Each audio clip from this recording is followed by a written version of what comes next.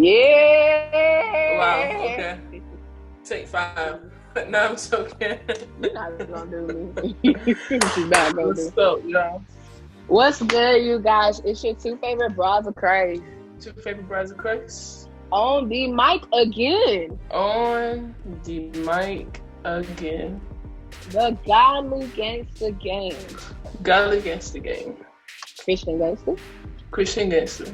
Street ministry. Street Ministries, y'all. How y'all doing today? What is poppin'? That's what I want to know. Everything Y'all. popping, you know?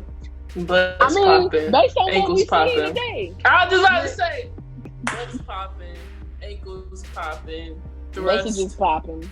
You know? Oh, people out the blue popping. You know what I'm saying? Like FaceTime calls. You know what I'm saying? Just actually. you get FaceTime calls? What we was just talking about earlier. The articles, the videos, all that. Oh, that. Yeah, man. Wow. I still don't know. I don't know, man. I don't know how I feel about that too much. We'll see. We'll see. Time plays out. We'll see how things go. That's what We ain't got no choice. By this point, for real. We ain't got no choice, man. But y'all, welcome to another episode of On the Game Podcast. On the Game Podcast. Dang, my face look big in this shirt. You ever feel like that? Like a shirt, like just make your face look. Can't say that I have. Can't say that I've felt that way. Well, I think this one does. I don't know. You look Anyway, fine, go ahead. Akela. You look fine. You look like you're going. As long as you can see this right here, we good. You need to get that. You know that little mouth muscle thing that you bite it. Oh yeah. Make your jawline. Yeah. You know what I'm saying? I got a little something, but it's a little fat in behind it. So you know what I'm saying. You gotta do what you can. You gotta do what you can. Hey, I'm about to say, get what you can get. You know what I'm saying? It's something. Yeah, go ahead, Yo, what's going on? Y'all, so again, welcome to On the Game Podcast, where we have dope conversations with Christians. That's right. That's all it is. That's all it is. Period, man. So today, y'all, we just gonna, have a little free talk, just talk about some things, man. Kayla, tell them what we're talking about today. So today we're talking about dumb things that we've said as a Christian. Yeah, man, I had to really think about it because I done said some really dumb things, like even recently. But Jay, you can go first. Nah, you go first. Oh, one of the dumbest things recently, I'm just gonna pick on the my mama said I should do this. I said it to my mom too. I ain't gonna lie. I would love No, that. she embarrassed herself. You ain't gonna do mine. You ain't gonna do mine like that. She's trying to live her best life. But so okay, so I don't know if y'all know about the Legend of Korra, right? So at the end we found out some information. And Jay told me, she was like, yo, they got comics. I was like, no lie. And I looked to see how much it was. I said $39.99. I said, what you want to do, Jay? Knowing good and well that would not be feeding our spirit in any type of way. That is one dumb thing, because we definitely could have went down a hole and we couldn't. A whole rabbit hole, because let me tell you. Man, when you get but caught still up in that show, you in there like you are deep. Anybody who's ever watched Avatar, The Last Airbender, or The Legend of Korra, when you start watching that thing, you get invested, y'all. So invested. And that's the thing. I think we so invested in what happened that when that last scene came into play, it was like, whoa, wait a minute, I gotta finish like what we started, but. That was just one dumb thing. If y'all don't know what we're talking about, just go watch the last episode of season 4.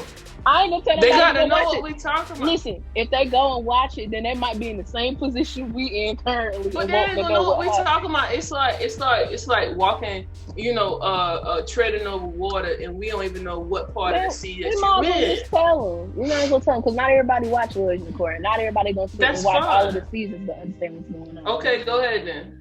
So basically, this is what happens in Legend of Korra. All right, first of all, anybody who's see now you gotta start from the beginning.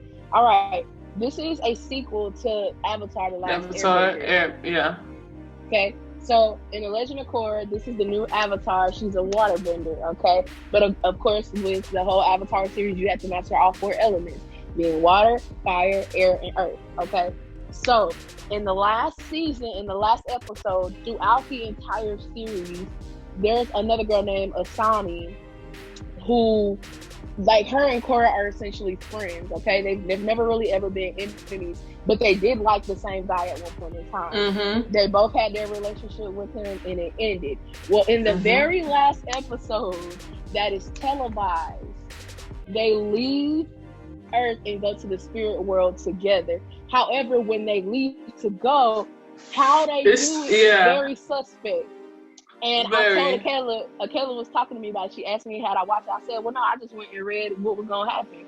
She was like, well, why? I said, because I already told you, when I get invested in a show like that, I start having dreams about it. And it's just weird. And so I stopped watching it for a while. But I know what happened. And I told Akela, what you're thinking is true. Yes, they ended up getting in a relationship. Well, Kayla was like, well, how you know that? I said, there's 2 other series following that one. In the comic book realm. Like, you lying. I was like, no, I'm not. So then that's when I went and showed her Kayla, and then Kayla looked it up a little bit more. She's like, man, yeah, they got a whole comic book series. And she's like, Jay, let's get it. And that's what she did. Yeah, so that's more stupid. I mean, because, okay, if anybody don't know by now, y'all should know Jay and I have both had same-sex attraction. Jay been in full-blown relationships, and I was in, some brief relationships in the past. Entanglement. But, entanglements, basically. And so diving into that just to see how they interacted would have been a terrible thing, because then that would have been feeding vicariously living. Vicariously living. In the situation that we know is not of God. Mm-hmm. So that is one. So Jay, you next. Mine, I would say some dumb stuff that I said as a Christian is saying the P word and the B word. That would be. I mean, technically that ain't dumb though. You know what I'm saying? No, but for other Christians to hear me say it, sometimes it throws them completely off. Sometimes. Mm-hmm. And if y'all don't, should I just say the word? I mean, I'm unapologetically me. I still say pussy and dick, okay? And a lot of people that I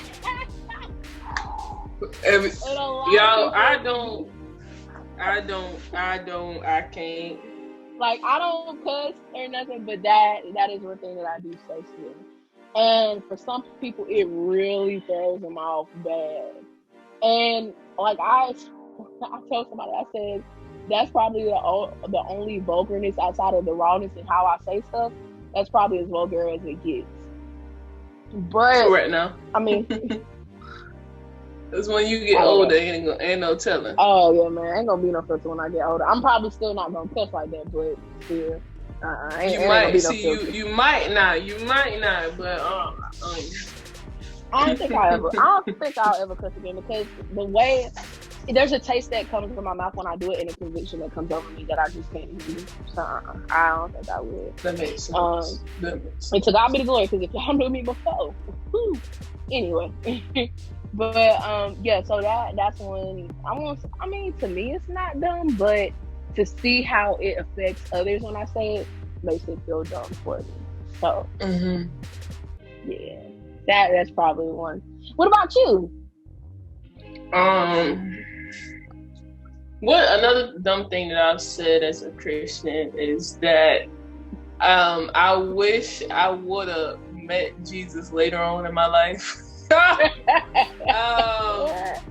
Mainly because, like, when you are aware of what you're doing and you're aware of the commandments and all of that good stuff, or basically you come into the knowledge of God and how serious it is, then things shift. But when you stay in ignorance, it's like, yo, I could stay in this mode a little.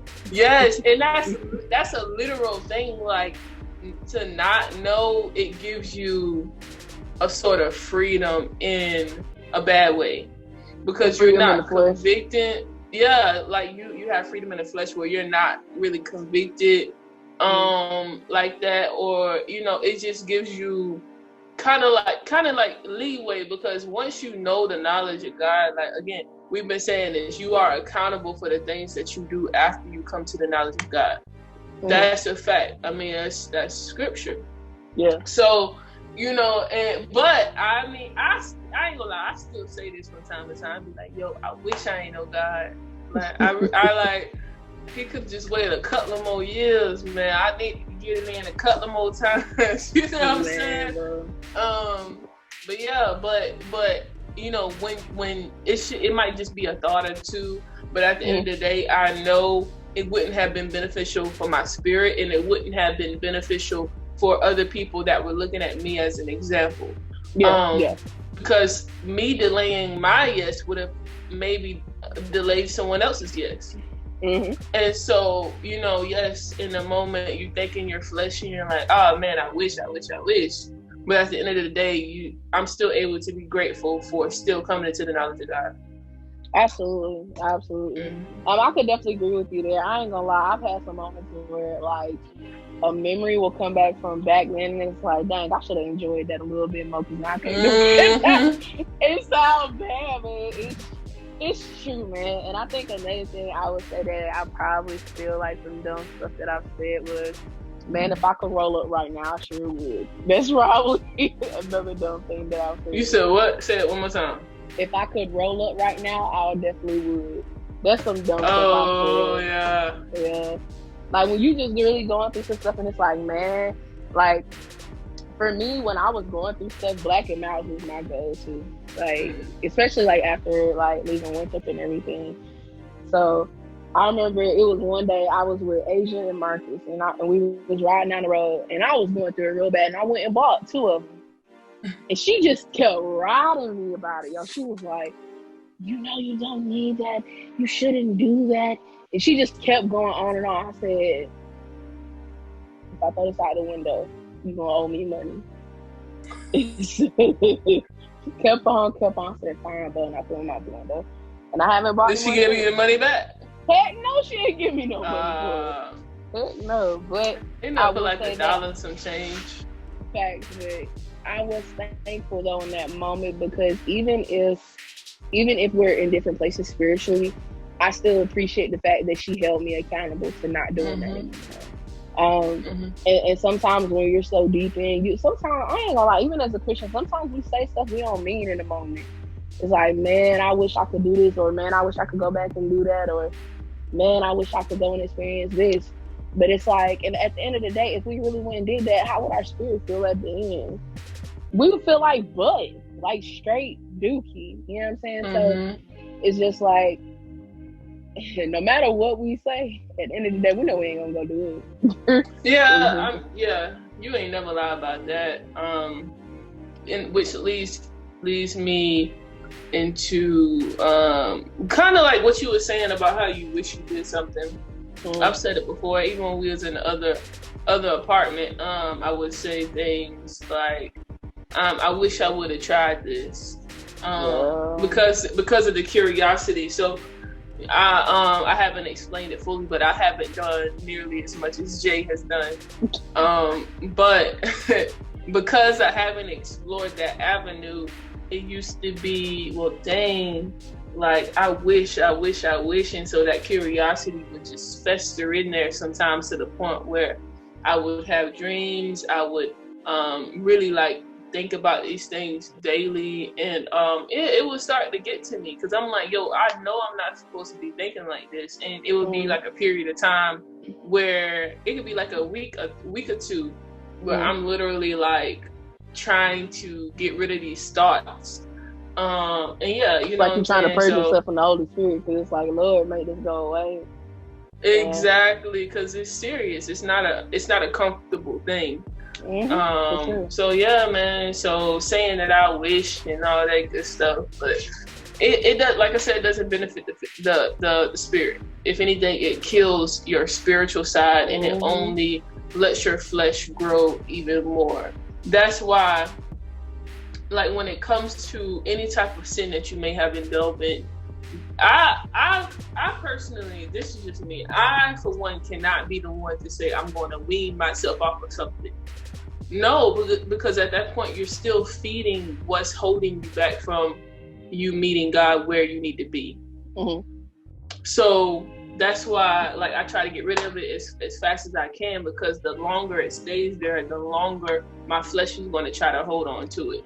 And I think that's pretty much with everybody, though. That's real, though. Y'all, I'm sorry, I'm eating some songs. I feel like indigestion is coming. I think that's a valid point, though. Because not everybody can do that the same way, you know what I'm saying? Like, not everybody can wean themselves off of it. Sometimes it has to be a cold turkey situation for some people. And so, we'll definitely get where you're coming from there. Yeah, I think that's the thing, though. The fact that when you go to rehab, what happens? Everything goes. And so why can't it be the same thing for our flesh? I think sometimes we make excuses. It's a cop-out, yeah. It's a cop-out. It's an excuse to say, you know what, I'm still human. I'm still going to make mistakes, so why not wean myself off of it? But when you think about rehab, and we've even said, did the rehab analogy when it comes to God, if he is supposed to be our medicine or our counselor inside of this rehab, if he's supposed to rehabilitate us, why would we cop out to say this? We just don't need God. We also need this substance to actually help us get through this situation. When in reality, when you're purging yourself, you have to purge it all at one time. That's real. It makes me think about too, like how man, my mind's blank. It makes me I remember what I was trying to say. Saying that, I'm still human and allowing that room there, it kind of sounds as if like you're already creating a backdoor for yourself and saying in your mind, oh well, I'm a sin anyway, so might as well take my time sinning, take my time getting holy. Exactly. And all that, that makes sense. That's true. That's true. Yeah, man. It's a cop But when I think about it though, I feel like when you call yourself weaning yourself off something, I feel like it's like that when you're not truly sure if you're committed, but once you become committed to it, it's a done deal. And so what I mean by that is, like, when I think about when me and Megan broke up, it was like we wasn't fully committed at first to it. Because it's like, okay, well, we're done. But then those days after that, still saying I love you and calling each other baby and stuff. No, we weren't truly committed to it. We didn't become truly committed to it, I would say, until after we had the conversation and I was like, yo, we can't keep doing this. In the regard of, like, saying, hey, baby this, baby that, yada yada, like that. Or maybe it was more so after the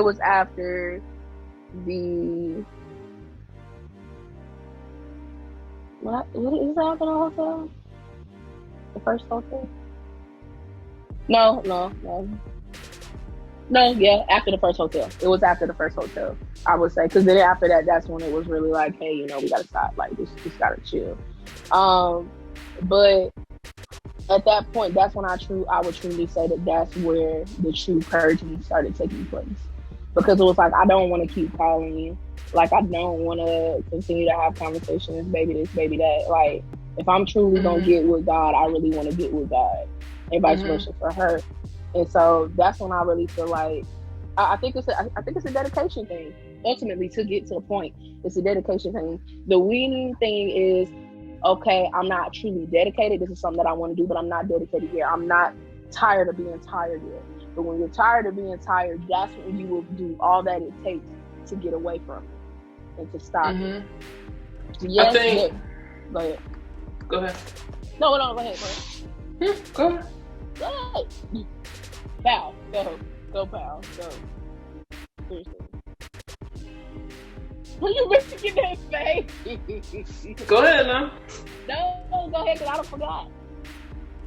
You be lying. You want to lie right here. when we talking about God, you ain't got to do that. Listen, no, seriously, I'm not lying. I really don't remember. So go ahead. Okay. All right. We're going to hope the Lord you tell the truth. Anyway, so. It'll come back probably after you start talking. You'll probably say something that'll remind me. So go ahead.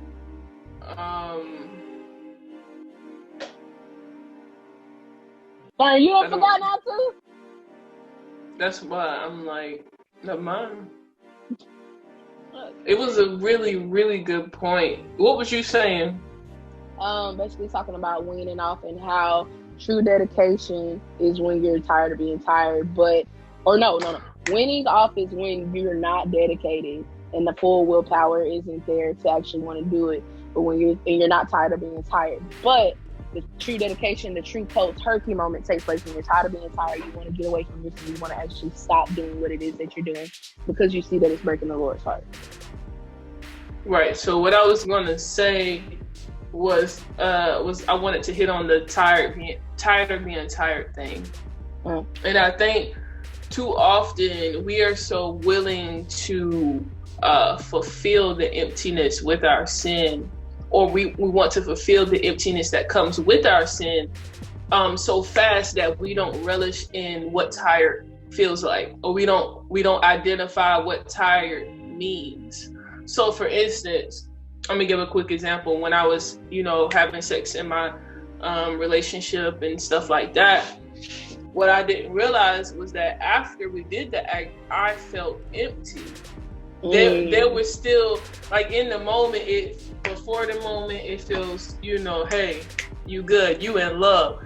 And when you in the moment, you getting the area, look, you getting it in, you know what I'm saying? You feeling all wonderful and young, but after that feeling is gone, but after that feeling is gone, in your mind, you're like, why am I feeling like this? That's real. Or it should be, why am I feeling like this? Instead of saying, okay, maybe I'm just ready for round 2. You're like, okay, talk about it. That's problem. Real. That's real. I think I would definitely say, I was going to say, I think we all experience that, but not everybody does. I know for a fact, though, that when God really started getting on my head more about stuff, and I started having thoughts while I was in between her legs saying, what if the sky crack open while I'm in between her legs? I started feeling that after.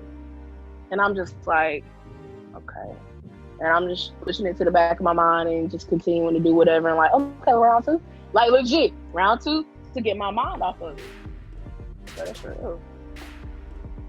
Or you cuddling up to that person to get your mind off of the emptiness. You gonna leave me hanging? You kissing that person. All right. Oh, my bad. I didn't see you. My bad.